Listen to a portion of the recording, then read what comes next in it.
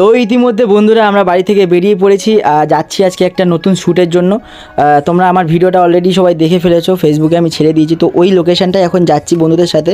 তো চলো দেখতে থাকো, ভিডিওটা এখনও অনেক বাকি আছে। আর দেখতে পাচ্ছ এখন আমরা অলরেডি যাচ্ছি সেই লোকেশনে। সবে পেট্রোল পাম্প থেকে তেল ভরলাম, ভরার পর দেবু ভাই আমাদের গাড়ি চালাচ্ছে, আর আমাদের পিছনে আরও দুটো পার্টনার আছে, আর সামনে আরও দুটো বন্ধু, মানে আরও তিনজন আছে, আর তিনজন একদম চাপাচাপি করে বসেছে দেখো।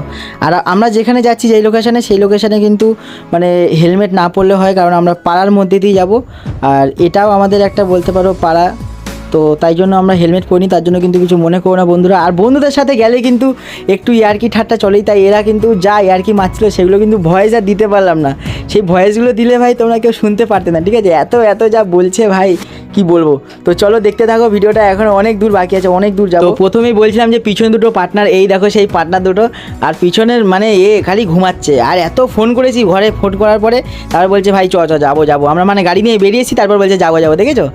এক নম্বরের ধ্যাতলা মাল, তোমাদেরকে আগেও এর ভিডিও দেখিয়েছি, আর এখনও দেখো এক নম্বরের ধ্যাতলা। তো যাই হোক, ওর কথা বাদ দাও। আর সব থেকে বেশি মানে আমার খারাপ একটাই জিনিস লাগে, যে অ্যাকোয়াটিকা আমাদের মানে যে পার্কটা আছে, পার্কের সামনে এত বড় বড় গাড্ডা, ভাই কি বলবো। রাস্তা ভাই অনেক দিন ধরে খারাপ, ঠিক আছে?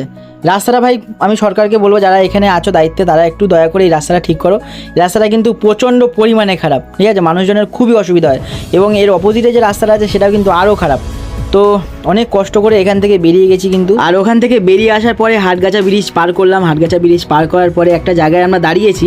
তো আমরা আর এখানে মানে আরও মানে আমরা টোটাল 4 জন ছিলাম, আর বাকি যে 3 জন ছিল ওই যে বুলেটে করে আসছিলো, ওরা দেখি হট করে পিছনে নেই, মানে কোথায় গায়েব হয়ে গেছে। আর তারপরে দূর থেকে আওয়াজ শুনতে পেয়েছি যে মালগুলো আসছে, মানে হাটগাছা ব্রিজের উপর বসে বসে চপ খাচ্ছিল। এত শয়তান কি বলবো আমাদের না বলে। তো যাই হোক বন্ধুরা, মানে কিন্তু একটু ঝগড়া অশান্তি মানে ঝামেলা অনেক রকম হয়। তো রাস্তার সৌন্দর্যটা তোমরা দেখো ভাই, কত সুন্দর রাস্তা, মানে এখানে আসলে আমার মন একদম জুড়িয়ে যায়, ঠিক আছে? আর ওখানে তো আরও মন মানে একদম জুড়িয়ে যাচ্ছিলো। তো ওখানকার ভিডিওটা এবার দেখো। আর তারপরে কিন্তু গাইজ ওখানে পৌঁছে গেলাম একদম, দেখতে পাচ্ছ এই গেট থেকে ঢুকে গেলাম। ঢোকার পরে যা দৃশ্য দেখলাম ভাই কি বলবো, অসাধারণ জায়গা, অসাধারণ। আর ঢুকেই কিন্তু দেখলাম একটা মন্দির, একদম অসাধারণ সুন্দর, অসাধারণ। অলরেডি কিন্তু ভেতরের দিকে ঢুকে যাচ্ছি আমরা।